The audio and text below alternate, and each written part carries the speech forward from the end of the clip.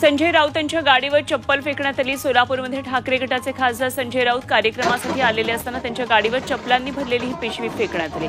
संजय राऊत गाडीत बसून जात असताना हा प्रकार घडला। चप्पल फेकीनंतर नारायण राणे जिंदाबाद अशा घोषणा देत कार्यकर्ते पसारले होते।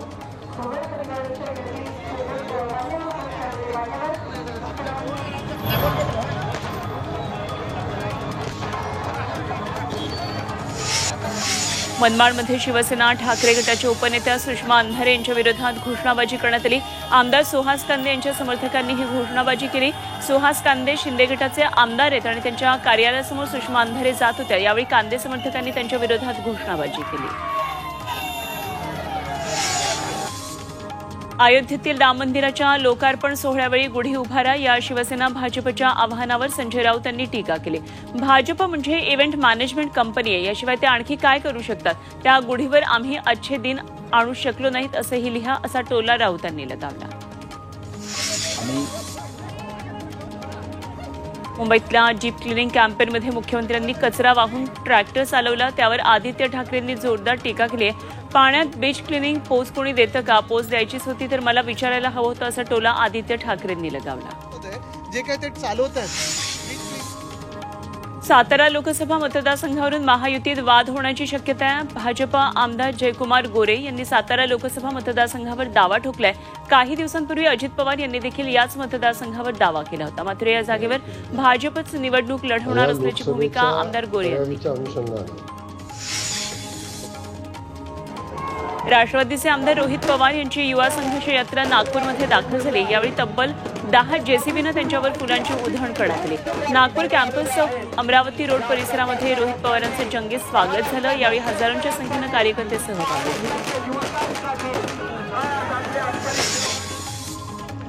मनसे विद्यार्थी सेनेचे अध्यक्ष अमित ठाकरे सातारा दौऱ्यावर आहेत। त्यांनी कोरेगावमध्ये मनसे केसरी बैलगाडा शर्यतीला हजेरी लावली। यावेळी अमित ठाकरे स्वतः बैलगाडीसोबत जुडलेल्या बैलांबरोबर चालत स्टेजपर्यंत गेले। दोन्ही बैलांना स्वतःचं मस्तक लावून नमन केलं।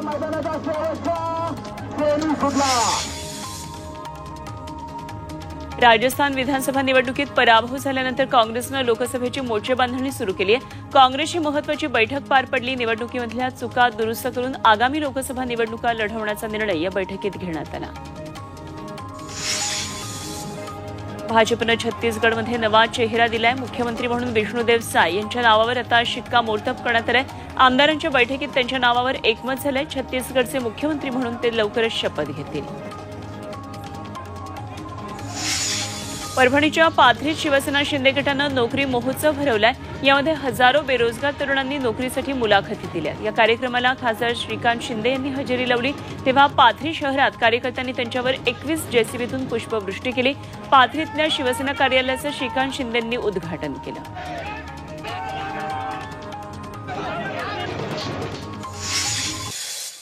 बीडच्या माजलगावमध्ये मराठा आरक्षण अधिकार परिषदेचं आयोजन करण्यात आलं। या परिषदेला आमदार प्रकाश सोळंके यांनी हजेरी लावली। आंदोलकांनी घर जाळल्यानंतर आमदार प्रकाश सोळंके यांचा हा पहिला जाहीर कार्यक्रम होता। मनोज जरांगे पाटील यांची 12 डिसेंबरला माजलगाव इथं समारोप सभा आहे आणि त्यापूर्वीच प्रकाश सोळंके यांनी मराठा आरक्षण अधिकार परिषदेला उपस्थिती लावली। गोपीचंद पडळकर यांच्यावर चप्पलफेक केल्याच्या निषेधार्थ धनगर समाजाच्या वतीनं अंबड शहर कडकडीत बंद ठेवण्यात आलं। यावेळी धनगर समाजाकडून तहसीलदारांना निवेदन देण्यात आलं। आंदोलकांनी यावेळी जोरदार घोषणाबाजी करत पडळकर यांच्यावर झालेल्या चप्पलफेकीचा निषेध नोंदवला। अहमदनगरच्या श्रीगोंदा तालुक्यातील हंगेवाडी इथं गाव बंद ठेवण्यात आलं। इंदापूर इथं भाजप आमदार गोपीचंद पडळकर यांच्यावर चप्पल फेकल्याच्या निषेधार्थ गाव बंद करण्यात आलं। बंदमुळे 9000 लोकवस्ती असलेल्या गावामध्ये सर्वत्र शुकशुकाट पाहायला मिळाला। बुलडाणा जिल्ह्यातल्या सिंदखेड राजे इथं ओबीसी बांधव आणि धनगर समाजाकडून रास्ता रोको करून निषेध आंदोलन करण्यात आलं। आमदार गोपीचंद पडळकर यांच्यावर झालेल्या हल्ल्याच्या निषेधार्थ नागपूर ते पुणे रास्ता रोको आंदोलन करून जोरदार घोषणाबाजी करण्यात आली। भाजप आमदार गोपीचंद पडळकर यांच्यावर इंदापूरमध्ये मराठा समाजातल्या आंदोलकांनी चपला फेकण्याचा प्रयत्न केला। या घटनेच्या निषेधार्थ पडळकर समर्थकांकडून उद्या इंदापूर तालुका बंदचा निर्णय घेण्यात आलाय। आरोपींवर गुन्हे दाखल करत अटक करण्याची मागणी करण्यात आली। पंढरपूरमध्ये ओबीसी बांधवांनी आमदार गोपीचंद पडळकर यांच्यावर झालेल्या चप्पलफेकीच्या प्रयत्नाचा निषेध केला। त्यांनी या घटनेमागे कोणाचा हात असेल त्यांच्यावर कारवाई करण्याची मागणी केली। तसेच यावेळी जोरदार घोषणाबाजी करण्यात आली। साताऱ्यातल्या पाटणमध्ये सकल धनगर समाजानं धडक मोर्चा काढला। धनगर समाजाला अनुसूचित जातीमध्ये सामील करावं अशा विविध मागण्यांसाठी हा मोर्चा काढला। पश्चिम महाराष्ट्रातून मोठ्या संख्येनं या मोर्चाला धनगर एकवटले होते। नाशिकमधून निघालेला आदिवासी विकास परिषदेचा लॉंग मार्च यवतमाळला पोहोचला। लवकरच हा मोर्चा नागपूरच्या विधिमंडळ अधिवेशनाच्या दिशेने पोहोचणार आहे। एसटी प्रवर्गामध्ये धनगर समाजाचा समावेश करू नये, डिलिस्टिंग बंद करावी अशा विविध मागण्यांसाठी त्यांचं आंदोलन सुरू आहे।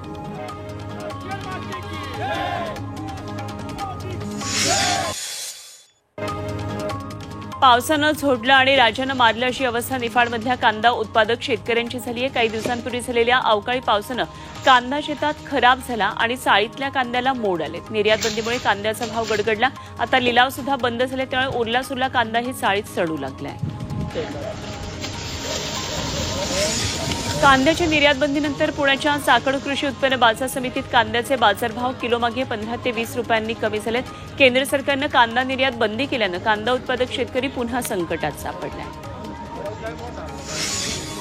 कांद्याची निर्यात बंद केल्यानं नाशिकमध्ये प्रहार संघटना रस्त्यावर उतरेल। प्रहार संघटनेनं दुचाकी मोर्चा काढला, थेट केंद्रीय राज्यमंत्री भारती पवारांच्या घरावर धडक दिली आणि आमच्या जिल्ह्याच्या प्रतिनिधी म्हणून आम्ही त्यांना दाद मागणार असं म्हणत चांदवड, सटाणा, देवळा तालुक्यातल्या अनेक शेतकरी एकवटले होते। केंद्र शासनाच्या निर्यात बंदी निर्णयाचा फटका हा कांदा उत्पादकांना बसतोय। चाळीत साठवून ठेवलेला उन्हाळ कांदा चाळीत सडत असल्यानं शेतकरी शरद देवरेंचं नुकसान झालं। सडलेला कांदा अक्षरशः उकिरड्यावर फेकण्याची आता वेळ नाशिकच्या देवळातल्या कांदा उत्पादकांवर आली आहे। राज्यात अवकाळी पावसामुळे झालेल्या नुकसानीवर आज विधानसभेमध्ये चर्चा होणार आहे। प्रश्नोत्तराच्या तासानंतर अवकाळीच्या मुद्द्यावर ही अल्पकालीन चर्चा होणार आहे। विरोधी पक्षनेते विजय वडेट्टीवार यांनी ही मागणी केली होती। उपमुख्यमंत्री देवेंद्र फडणवीस यांनी चर्चेची तयारी दाखवली होती, तर विधानसभा अध्यक्ष राहुल नार्वेकरांनी अखेर चर्चेला परवानगी दिली। रयत क्रांती संघटना आणि दूध उत्पादक शेतकऱ्यांनी पंढरपूर सोलापूर मार्गावर तारापूर नाला या ठिकाणी रास्ता रोको केला। यावेळी गायीला अभिषेक घालण्यात आला, तसोबतच शेतकऱ्यांना देखील दुधानं अंघोळ केली। तर गायीच्या दुधाचा दर 23 रुपये लिटर होता आहे तो 40 रुपये लिटर करण्याची मागणी करण्यात येते। हिंगोलीमध्ये शेतकऱ्यांच्या आंदोलनाकडे प्रशासन लक्ष देत नसल्यानं आंदोलकांनी सरकारचं श्राद्ध घातलं। मागच्या 3 दिवसांपासून शेतकऱ्यांनी अग्रिम रक्कम मिळावी, पीक विमा मिळावा या मागणीसाठी अन्नत्याग आंदोलन सुरू केलंय। याकडे प्रशासनानं दुर्लक्ष केल्यानं मुख्यमंत्री तसंच उपमुख्यमंत्र्यांच्या फोटोला हार घातला। सांगलीतला ऊस दराचा तिढा कायम आहे। वसंतदादा साखर कारखान्यासमोर स्वाभिमानी शेतकरी संघटनेचं ठिय्या आंदोलन सुरू आहे। जोपर्यंत एफआरपी जाहीर होत नाही तोपर्यंत आंदोलन मागे घेणार नाही अशी भूमिका राजू शेट्टींनी घेतली आहे। जिल्हाधिकाऱ्यांनी तात्काळ बैठक घेऊन एफआरपीचा प्रश्न मार्गी लावावा अशी मागणी राजू शेट्टींनी केली आहे। भांडूप रेल्वे स्थानकावर मुंबईसह महाराष्ट्र वाचवा एकीकरण समितीच्या कार्यकर्त्यांनी आणि स्थानिक कोळी महिलांनी परप्रांतीय मासे विक्रेत्यांना मासे विक्री करण्यास विरोध केला। मासे विक्रेत्यांकडे त्यांची ओळख स्पष्ट करणारे कागदपत्र न मिळाल्यानं पोलिसांनी या परप्रांतीय मासे विक्रेत्यांना ताब्यात घेतले।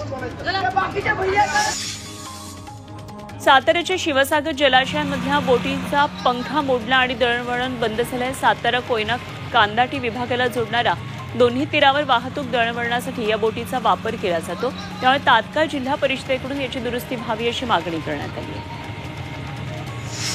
वाशिम जिल्ह्यातल्या पैनगंगा नदीवरच्या जीर्ण कोल्हापुरी बंधाऱ्याचा प्रश्न पुन्हा ऐरणीवर आलाय। निकृष्ट गेटमुळे पाण्याचा दाब वाढून त्यातलं एक गेट तुटून लाखो लिटर पाणी वाया जात आहे।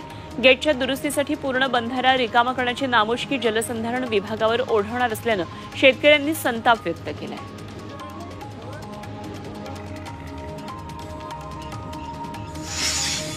मीरा रोडमधून 300 रामभक्त पायी आता अयोध्येला निघालेत आणि या पदयात्रेला मुख्यमंत्री एकनाथ शिंदेंनी भेट दिली आहे। हे रामभक्त पालखी घेऊन रामलल्लाच्या दर्शनासाठी पायी निघाले। शिंदेंनी या पदयात्रेतील पालखी काही वेळ आपल्या खांद्यावर घेतली आणि त्यांनी रामभक्तांना प्रवासासाठी शुभेच्छा दिल्या। अयोध्येतील प्रभू श्रीराम मंदिरातील प्राणप्रतिष्ठा सोहळ्याच्या निमंत्रण अक्षता मंगल कलशाचं पूजन करण्यात आलं।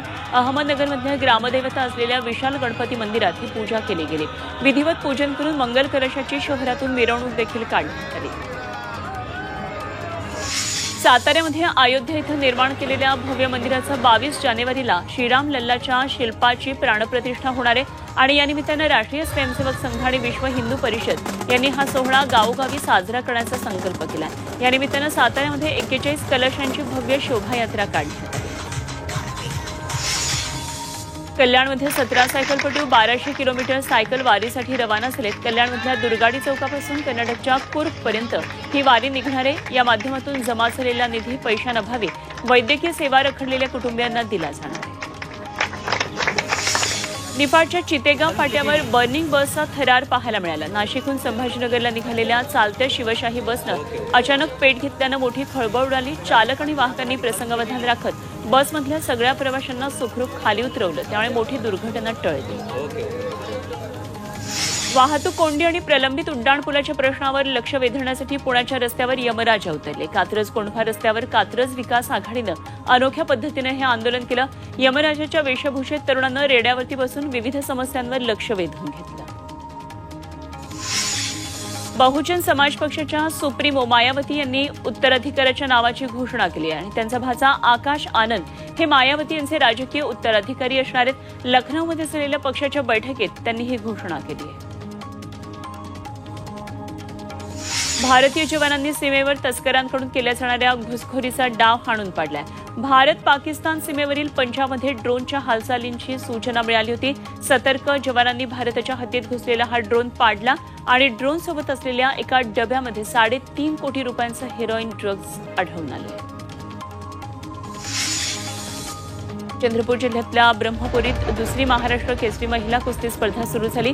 विरोधी पक्षनेते विजय वडेट्टीवार यांनी त्याचं उद्घाटन केलं। स्पर्धेच्या आधी शहरात कुस्तीपटूंची मोठी रॅली निघाली। राज्यभरातल्या 600 महिला कुस्तीपटूंनी स्पर्धेत भाग घेतला। 3 दिवसीय कुस्ती स्पर्धा चालेल, यामध्ये लाखोंची बक्षिसं ठेवण्यात आली। मराठी सिनेमांच्या मुद्द्यावरून मुंबईमध्ये मनसे पुन्हा आक्रमक झाले। मल्टिप्लेक्समध्ये मराठी सिनेमांना प्राईम टाईममध्ये स्क्रीन मिळाली पाहिजे अशी मागणी मनसेने केली आहे। प्राईम टाईममध्ये स्क्रीन मिळाली नाही तर खळखट्याचा इशारा मनसेने दिला। चेंबूरमधल्या क्युबिक मॉल इथं थिएटर बाहेर मनसे कार्यकर्त्यांनी बॅनरबाजी केली।